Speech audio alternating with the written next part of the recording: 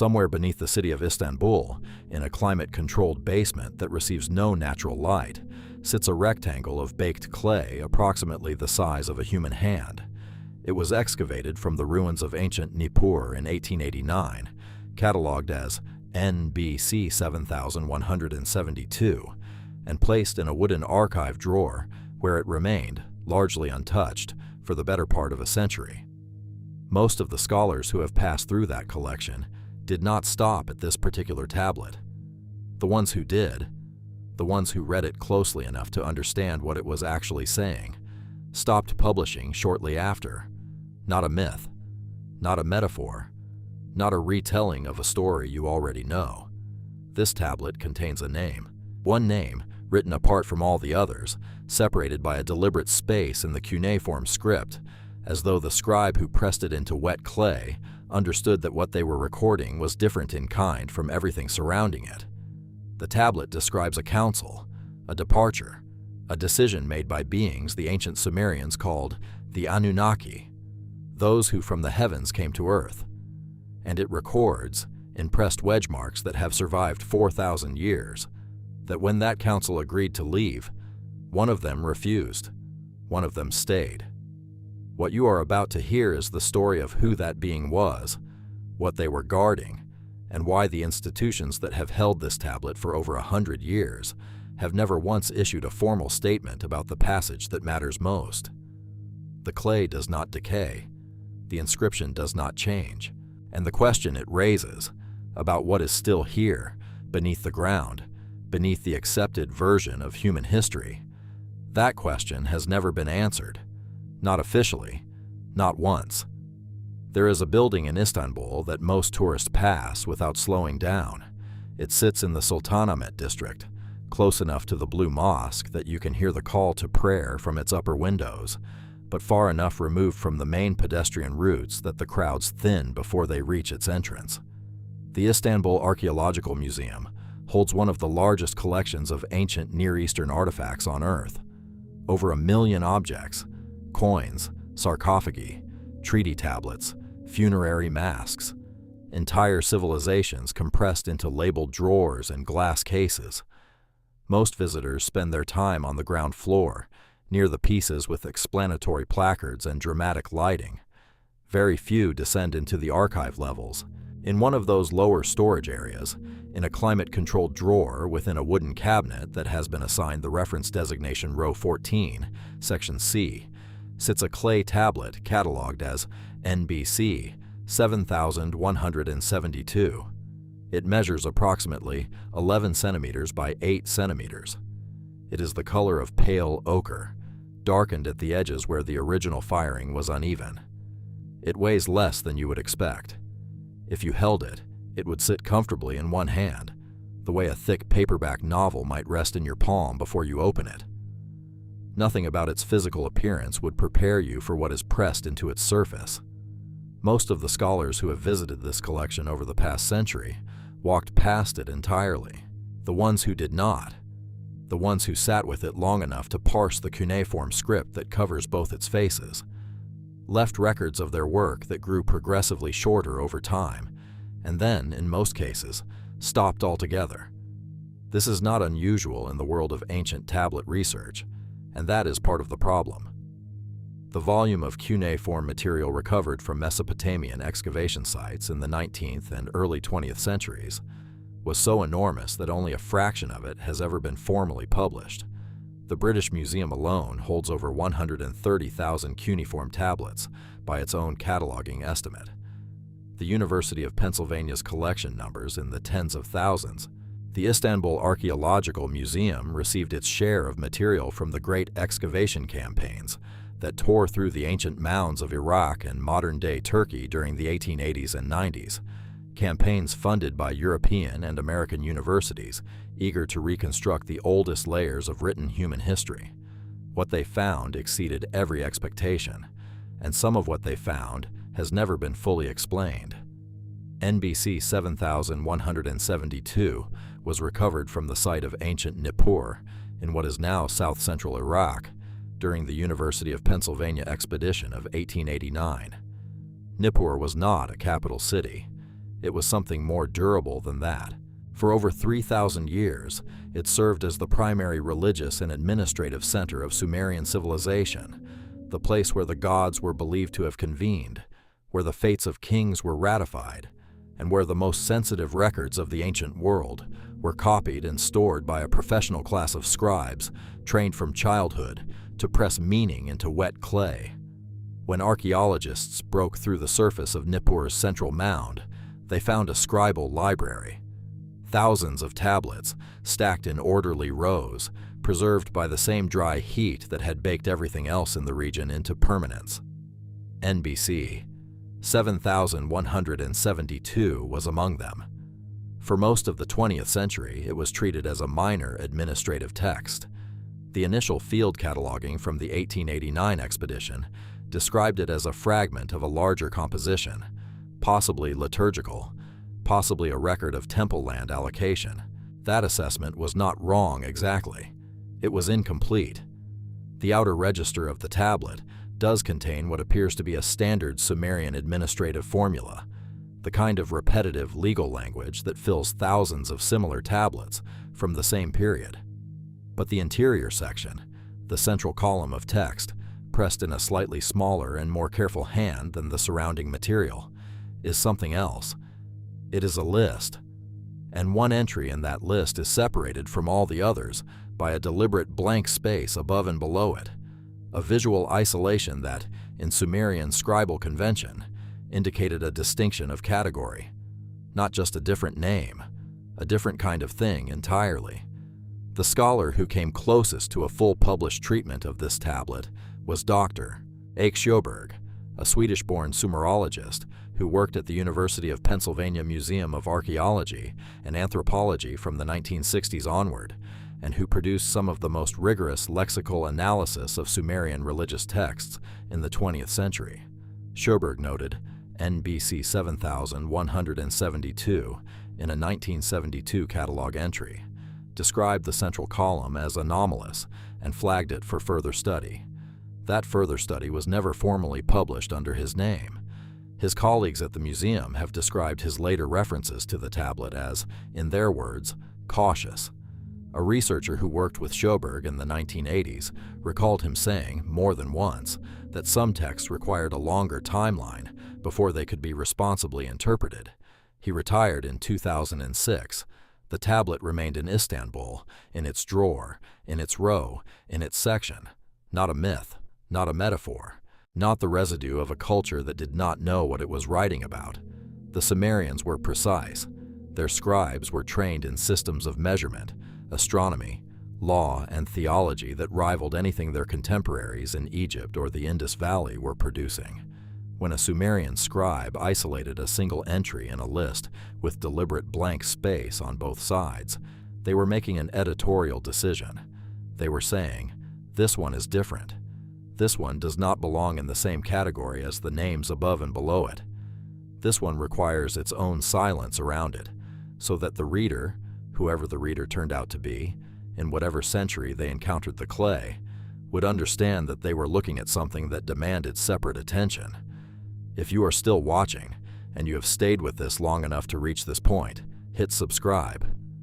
What this channel covers is not the history they teach in schools. It is not the version that gets approved for textbooks or summarized in museum placards. It is the version that lives in archive drawers and partial catalog entries, and the quiet notes of researchers who got close enough to understand that they were dealing with something the official record was not prepared to accommodate. You are already part of a smaller group than you might think. The next thing you need to understand is what the central column of this tablet actually says, and why the name it isolates, set apart from all the others by that deliberate silence in the clay, has never once appeared in a mainstream academic publication as the thing it almost certainly is. To understand what makes NBC 7172 unusual, you first need to understand what cuneiform is and what it was built to do. Cuneiform is not an alphabet. It is not a system where each symbol represents a sound in isolation. It is a writing system built from wedge-shaped impressions, pressed into soft clay with a cut reed stylus, where each mark, or combination of marks, can represent a word, a sound, a number, a concept, or a grammatical modifier depending entirely on context. It was developed in southern Mesopotamia around 3200 BCE, which makes it the oldest known writing system on Earth by any serious archaeological reckoning. It was used continuously for over 3,000 years, across at least a dozen different languages and empires. When the last known cuneiform text was pressed into clay, somewhere around the 1st century CE, the tradition it represented had already outlasted everything else the ancient world had produced in written form. The people who created it understood something about permanence.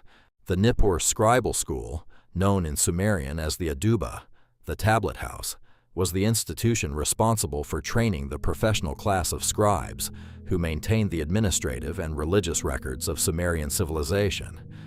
Boys entered the Aduba as children and spent years copying standard texts, learning the several hundred signs required for basic literacy, and the several thousand required for advanced religious composition. The texts they copied were not chosen arbitrarily. The curriculum of the Aduba included what Sumerian scholars call the canonical literary corpus, the great myths, the hymns to the major deities, the king lists, and the records of divine assembly.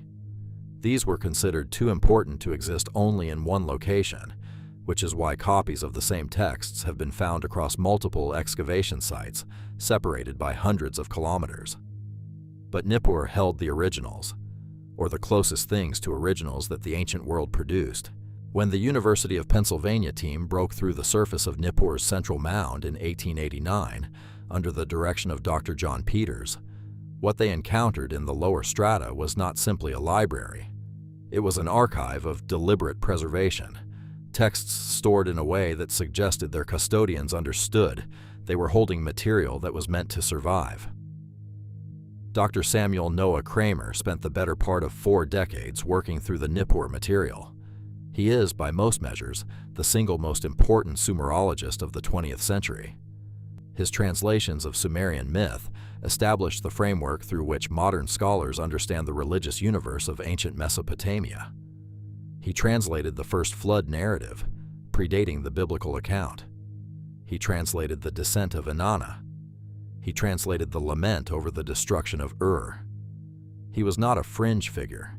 He was not a theorist or a speculator. He was a meticulous philologist who believed that the Sumerian texts deserved to be read on their own terms, without the overlay of later interpretation, without the forced equivalences that earlier scholars had imposed. And it was Kramer who, in a 1972 catalog notation attached to his review of several dozen Nippur tablets held in Istanbul, wrote the phrase that no subsequent scholar has adequately explained away. The central column of NBC 7172 contains a designator not paralleled in the known corpus.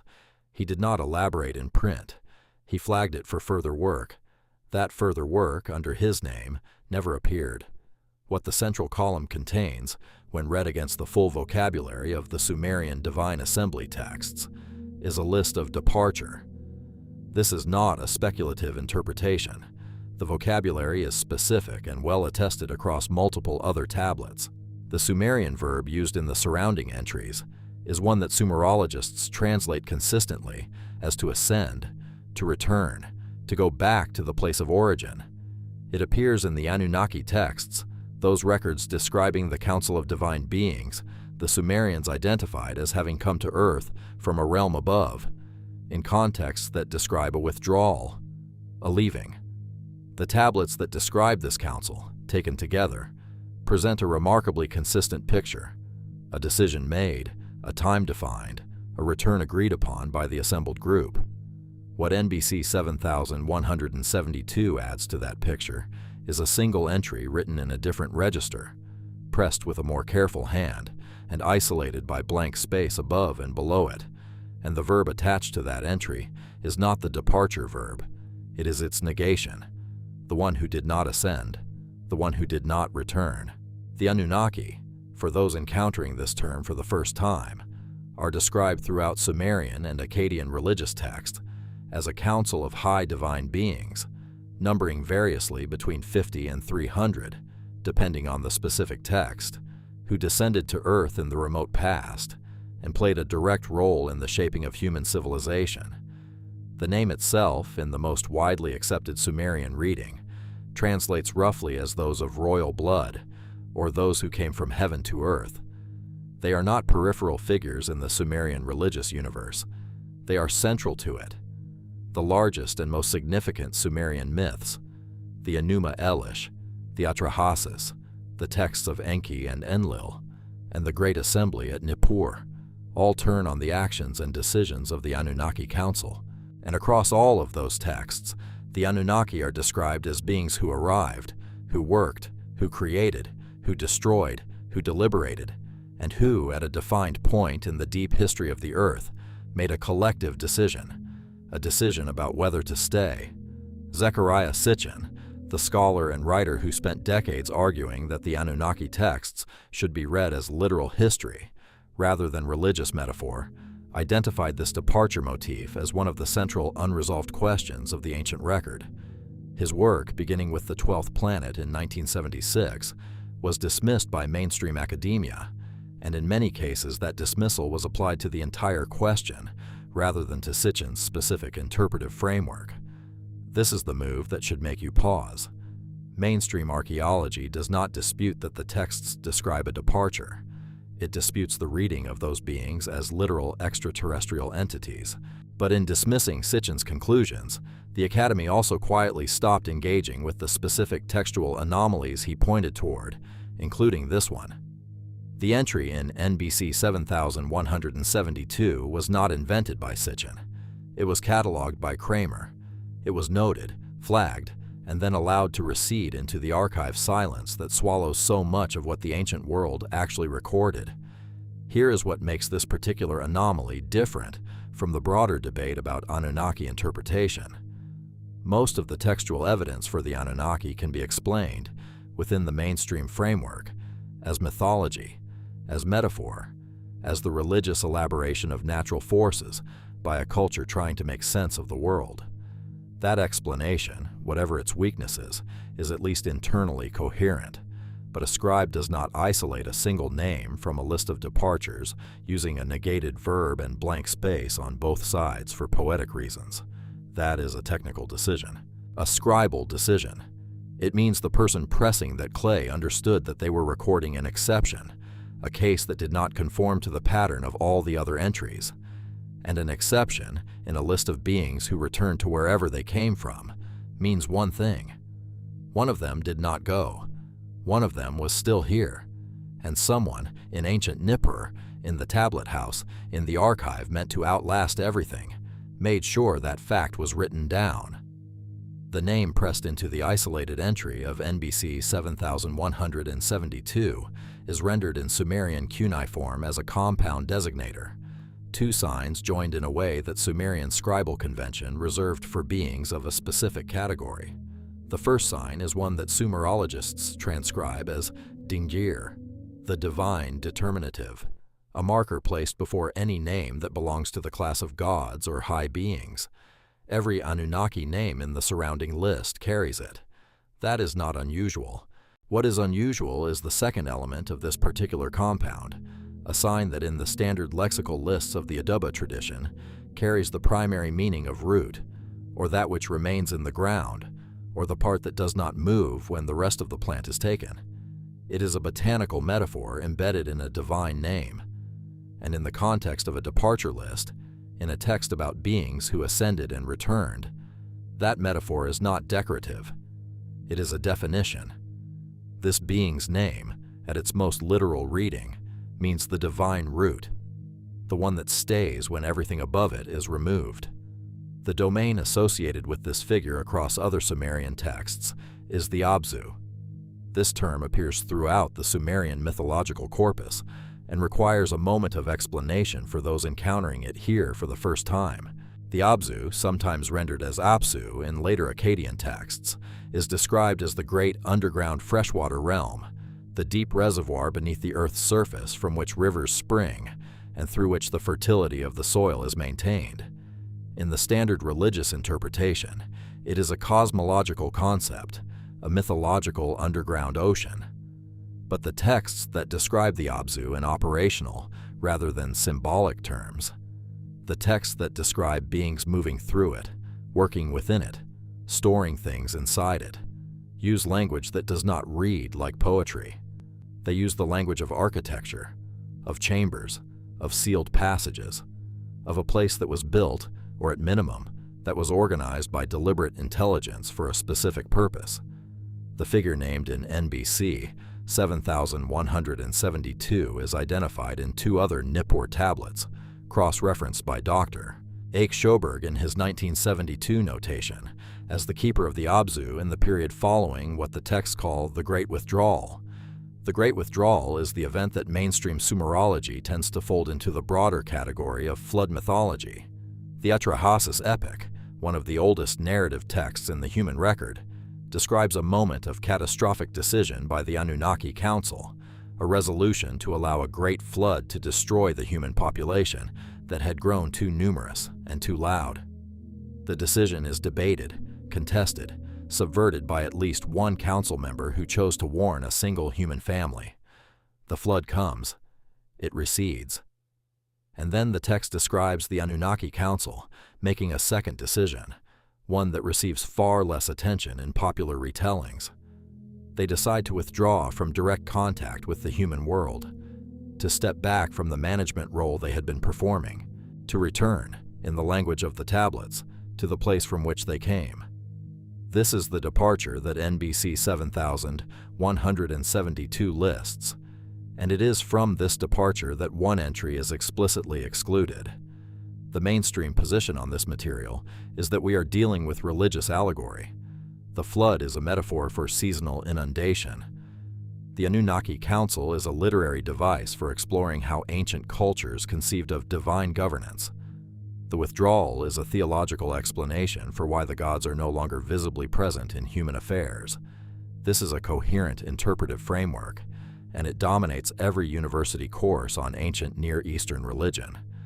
But there is a specific problem with applying it to NBC 7172, a problem that Schoberg's notation hints at without resolving.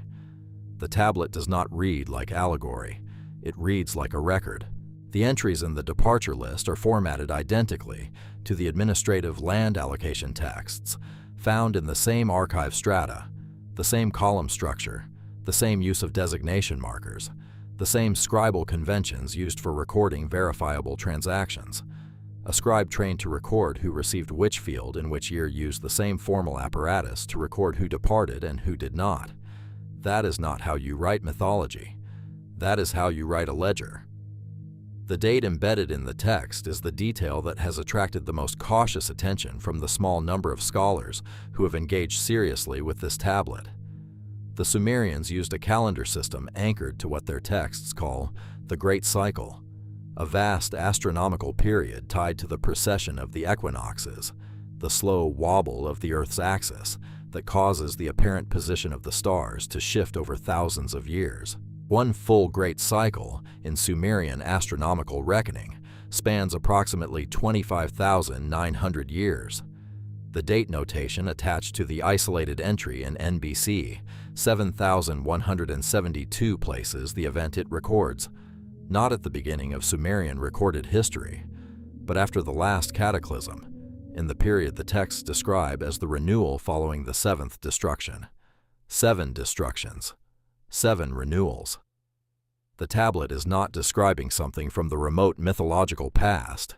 It is describing a decision made in a specific position within a cycle, and in the Sumerian astronomical framework, the position it identifies corresponds, by the calculations of several independent researchers, working from the same primary texts, to a period approximately 12,000 years before the present, the end of the last ice age, the beginning of the Holocene, the moment when, by every geological record available to modern science, something catastrophic happened to the Earth's surface, and then, over centuries, stabilized into the world we now inhabit.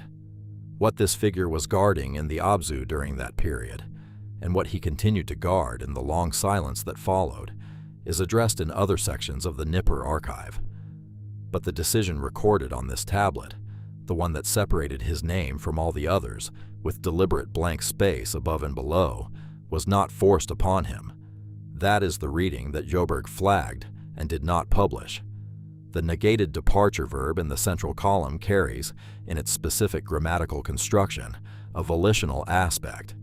This is not the passive form. It is not the form used when something fails to happen, when a departure is prevented or blocked. It is the form used when an agent makes a choice. He did not ascend. He did not return. Not because he could not, because he decided not to. Because whatever was in the Abzu, whatever he had been placed in charge of or had taken responsibility for, he determined required a presence, required a keeper, required someone who understood it well enough to remain with it through the long darkness that was coming.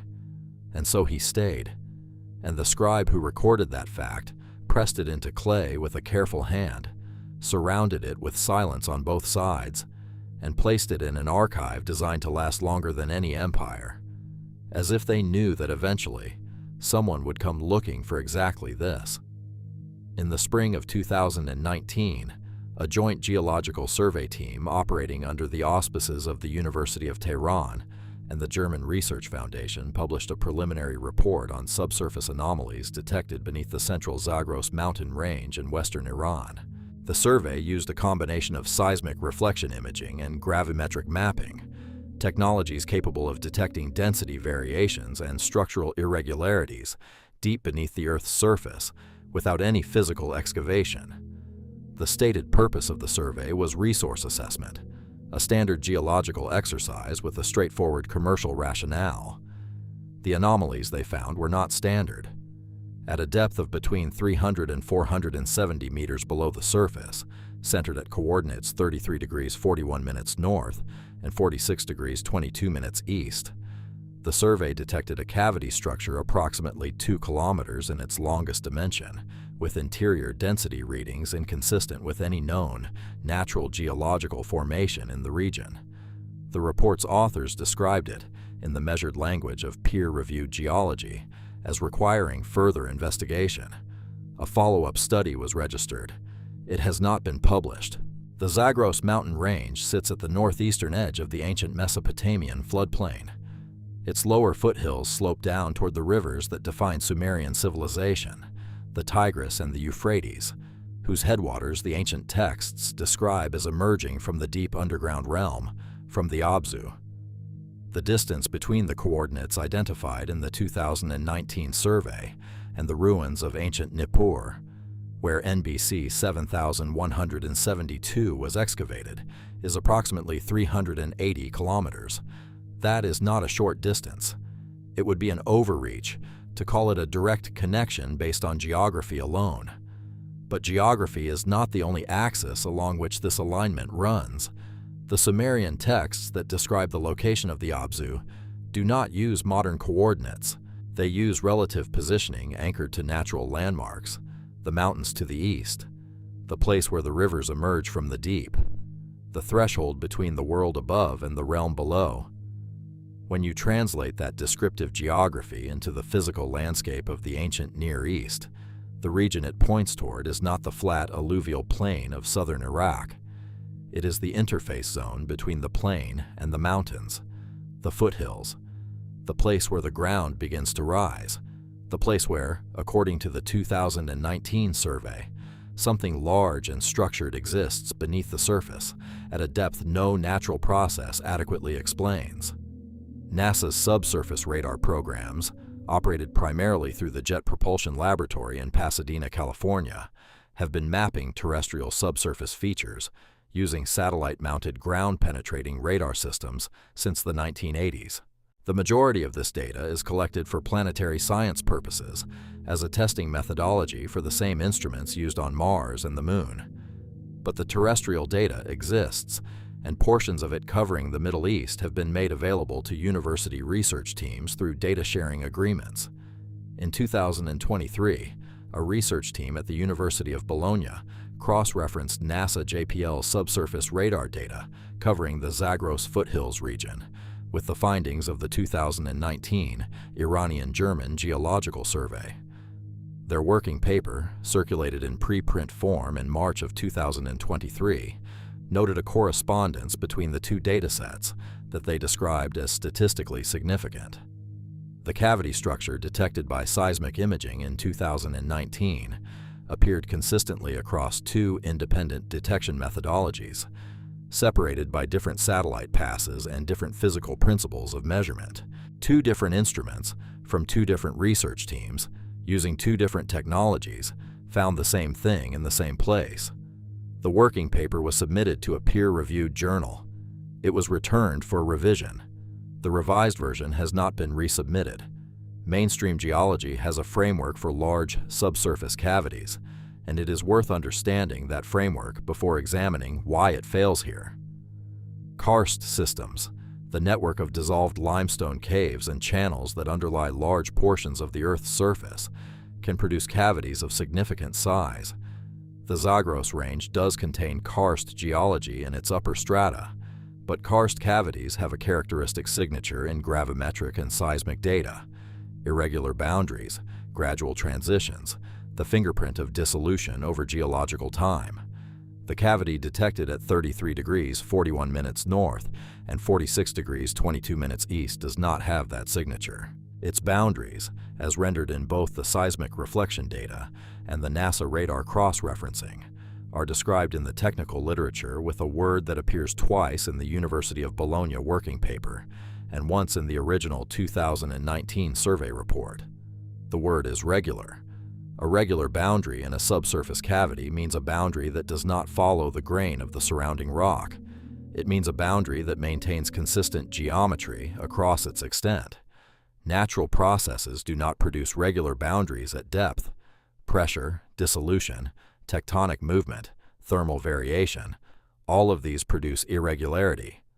Regularity at depth, in a context where no natural process accounts for it, means something else. Something that mainstream geology's framework does not have a comfortable category for. Here is where the ancient text and the modern data begin to occupy the same space in a way that is difficult to dismiss as coincidence.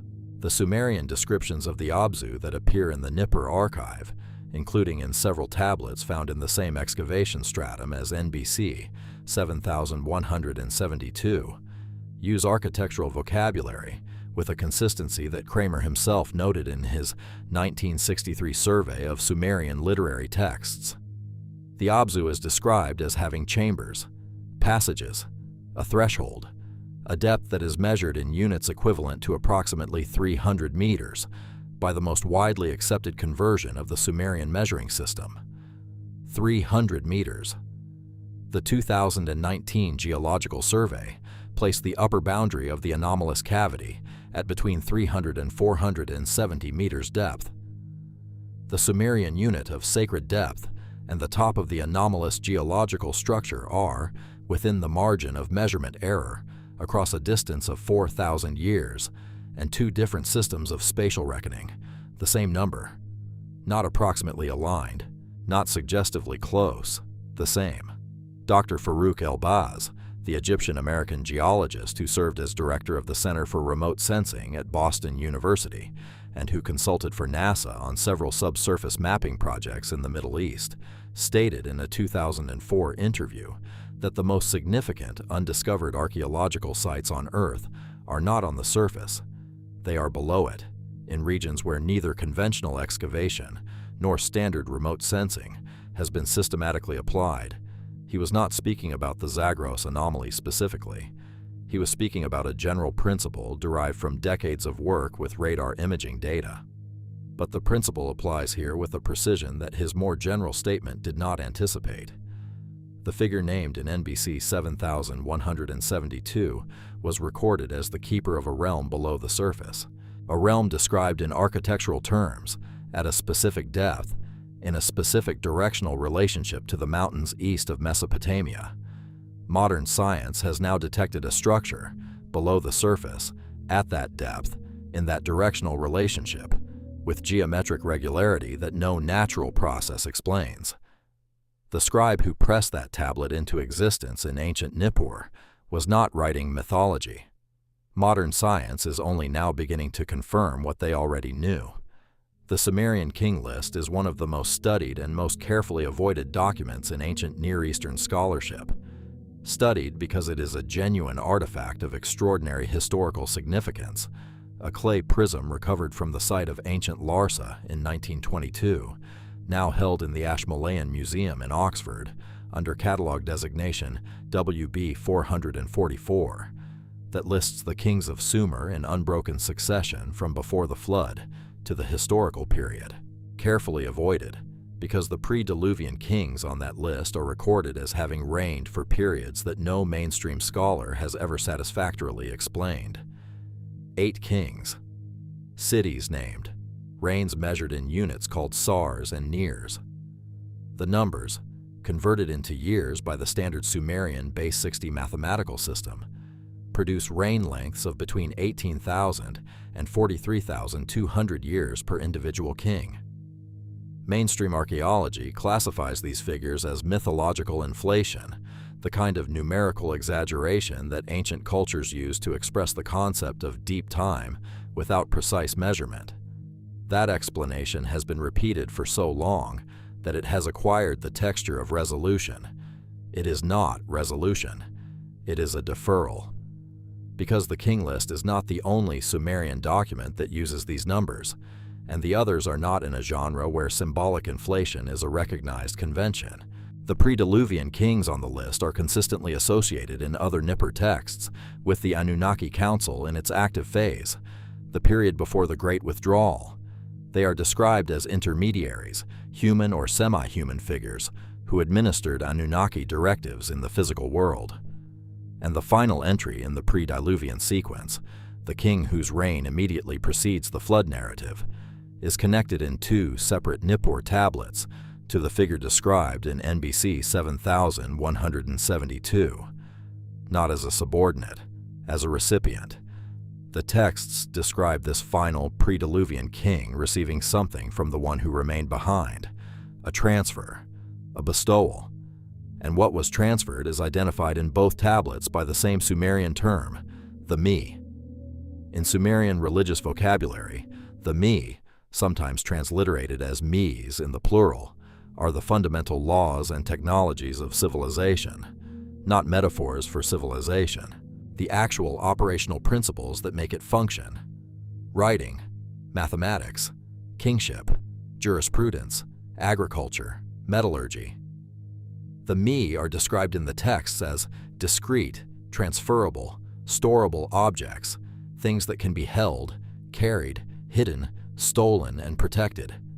They are not ideas, they are artifacts. The myth of Inanna and Enki, one of the best preserved Sumerian literary compositions, turns entirely on the theft and recovery of the me. In that text, the me are kept in the Abzu, in the deep realm, under the guardianship of the figure the text identifies as their rightful keeper. Inanna travels to the Abzu, intoxicates their guardian, and makes off with the me on a boat, delivering them to her own city of Uruk. The text is generally read as a political allegory about the transfer of cultural primacy from one Sumerian city to another. But the operational details of the story do not support a purely allegorical reading.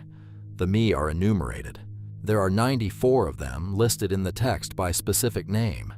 They include descent into the underworld and ascent from it, the art of the metalsmith, the standard measuring rod and line, musical instruments, scribal arts, the craft of the carpenter, the craft of the fuller, the resolution of disputes, the descent of the divine powers. This is not a list of abstract concepts. It is a curriculum, a technology transfer document. And the place they were kept before Inanna took them was the Abzu, guarded by the one whose name on NBC 7172 is separated from all the other departing Anunnaki by deliberate blank space and a volitional negation. Here is the escalation that the mainstream reading cannot comfortably absorb. If the me are real artifacts, physical objects encoding the operational principles of civilization, and if they were kept in a structured underground realm in the Zagros foothills region, and if the figure responsible for them chose to remain behind when the rest of the Anunnaki Council withdrew, then the question that follows is not theological. It is logistical. What happened to the me after the flood? What happened to the keeper? The Atrahasis text describes the flood's aftermath in terms of a world that had to be rebuilt from near zero, a small human remnant, devastated agriculture, lost knowledge. If the me were in the Abzu, and the Abzu survived the flood, because the texts consistently describe it as a deep underground realm rather than a surface feature, then the me survived with it, sealed below, intact, guarded by the one who had chosen to stay precisely because leaving them unguarded was not an option he was willing to accept. The Atrahasis account contains a passage that Dr. Wilfrid Lambert, the British Assyriologist who produced the definitive academic translation of that text in 1969, described in a footnote as obscure in its referent. The passage occurs after the flood recedes, and the surviving human family has emerged onto the surface of a changed world. A figure described only as the one below speaks from an unspecified underground location. The speech is short, 3 lines in the original Akkadian, and Lambert translated them as follows, keeping the literal sense: I remained. The count is kept. When the great wheel turns again, what was placed here will be returned. Lambert's footnote reads, the identity of the speaker in this passage has no parallel in the surrounding narrative, and may represent an interpolation from a separate textual tradition.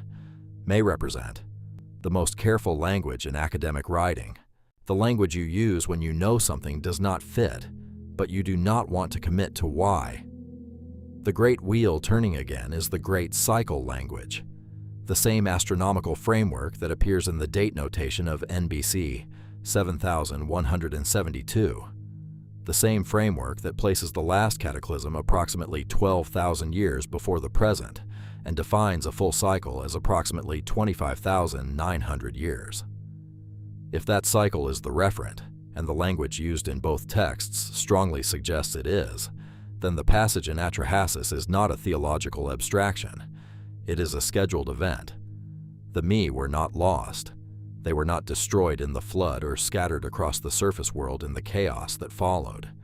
They were placed below, in the structured realm that modern geological survey has now independently confirmed exists, where the ancient texts said it would be, and they were left in the care of the one who refused to leave, not abandoned, not forgotten, kept, maintained through a cycle of destruction and renewal by a presence that the Sumerian scribes were careful enough, deliberate enough, and brave enough to name, to separate from the list of those who left, to record, in the archive built to outlast every empire, as the exception, the root that stays when everything above it is removed. And the clay that holds that name has been sitting in a drawer in Istanbul, in the dark, waiting for someone to ask the right question. In 1991, Zekeriya Sitchin completed a private correspondence with a curator at the Istanbul Archaeological Museum, a letter exchange initiated after Sitchin had referenced NBC 7172 in a draft manuscript that his publisher ultimately asked him to revise before release. The correspondence, 3 letters in total, was not published during Sitchin's lifetime.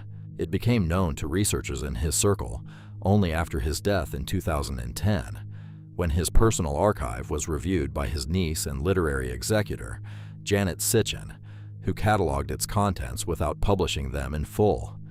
One researcher who was granted access to the archive in 2012 described the Istanbul correspondence in a privately circulated document as containing a specific admission from the museum curator that the central column of the tablet had been reviewed by at least 2 external scholars in the 1980s, whose assessments were received and then filed without institutional response. Filed, not published, not disputed, not incorporated into the museum's official catalog description of the piece. Filed, the word that ends conversations without ending questions, the name that those assessments converged on and that Sitchin had argued for in his unpublished draft, is Enki. This requires context, because Enki is not an obscure figure. He is one of the 3 supreme deities of the Sumerian pantheon, co-equal in the divine hierarchy with Enlil and Anu, the god of the deep freshwater, the master of the Abzu, the craftsman of creation, the figure credited in the Atrahasis and in the Sumerian flood narratives with warning humanity before the deluge by speaking through a reed wall so that he could preserve deniability with the other council members who had voted for human destruction. Enki is well known. His name appears in hundreds of tablets. His cult center at Eridu, the oldest city in the Sumerian tradition, has been extensively excavated. He is not a suppressed figure in the academic literature. He is, in fact, one of the most studied deities in the ancient Near Eastern canon, and that is precisely why the identification of NBC 7172's isolated entry as Enki is so consequential and so carefully not discussed. Because if the name in that central column is Enki, then the tablet is not describing a minor administrative exception. It is describing a decision by the most significant figure in Sumerian religious cosmology, the being credited with the creation of human civilization, the keeper of the Me, the lord of the Abzu, to remain on Earth when every other member of the divine council left. It transforms Enki from a mythological character into something the mainstream framework cannot accommodate. A presence, not a deity worshipped from a distance, not a figure from a completed past. A being who, according to the oldest written record of his actions, made a deliberate choice in a specific position in the Great Cycle to stay here, below the surface, in a structured underground realm that modern geological survey has now confirmed exists, guarding a collection of objects the ancient texts describe as the foundational technologies of human civilization. The clay does not call him a myth. The clay calls him the one who did not ascend, and the clay is 4,000 years old and has never been successfully refuted.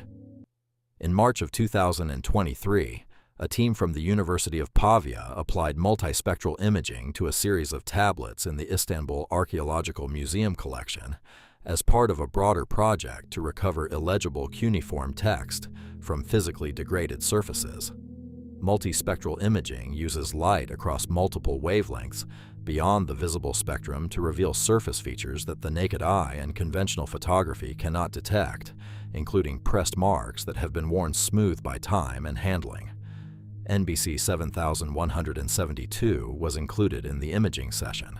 The results identified 3 previously unread glyphs in the lower margin of the tablet's reverse face, below the main text columns, in a position that Sumerian scribal convention reserved for secondary notations added after the primary composition was complete. 2 of the 3 glyphs are standard administrative marks, the kind of notation a supervising scribe would add to indicate that a tablet had been reviewed. The 3rd glyph is not administrative. It is a divine name determinative, followed by a sign that the Pavia team's published report, released in September of 2023, describes as partially consistent with the sign for Enki, but damaged beyond secure identification. Partially consistent. The careful language again. The language of people who can see what something looks like, but who understand the professional cost of saying so directly. The question the mainstream framework has never been asked to answer publicly is this: if Enki is a purely mythological figure, a literary device for theological purposes, why would a scribe add a marginal notation of his divine name to the bottom of a tablet that already names him in the central column? Marginal notations in Sumerian administrative texts serve a specific function. They confirm. They cross-reference. They indicate that the content of the primary text was verified against a secondary source. A scribe who pressed a confirming notation of Enki's name into the margin of this tablet was doing what Sumerian scribes did when they wanted to indicate that what was written in the main text was accurate, that it corresponded to something they had checked. You do not check a myth. You do not verify a metaphor. You check a record. And the person who checked this one, in whatever room in ancient Nippur they sat in, with whatever secondary source they had access to that we no longer possess, pressed their confirmation into the clay and left it there for 4,000 years. Whether Enki is still present in the realm below the Zagros foothills, whether the Me are still sealed in the structured cavity that 2 independent scientific surveys have now detected, whether the great cycle is approaching the position at which what was placed there will be returned. As the Atrahasis passage says, none of that can be proven from a clay tablet in a museum drawer. That is the honest boundary of what the evidence supports, and this channel will not cross it. What can be said, and what the evidence does support, is that the oldest written civilization on Earth recorded a specific decision by a specific named being to remain behind when the others left, recorded it in the most formal and precise scribal register available to them, stored it in the archive designed to outlast every empire, and that the location they associated with that being has now been independently confirmed by modern geological survey to contain a large, structured subsurface anomaly that no natural process adequately explains. That is not mythology. That is a convergence. And convergences, in the study of suppressed history, are exactly what the institutions are least equipped to explain and most motivated to ignore. Whether you believe what that convergence implies is up to you. The clay does not require your belief. It has been waiting longer than any of us have been asking. The question is not whether he stayed. The question is what happens when the wheel completes its turn. That question is on screen now. Click it.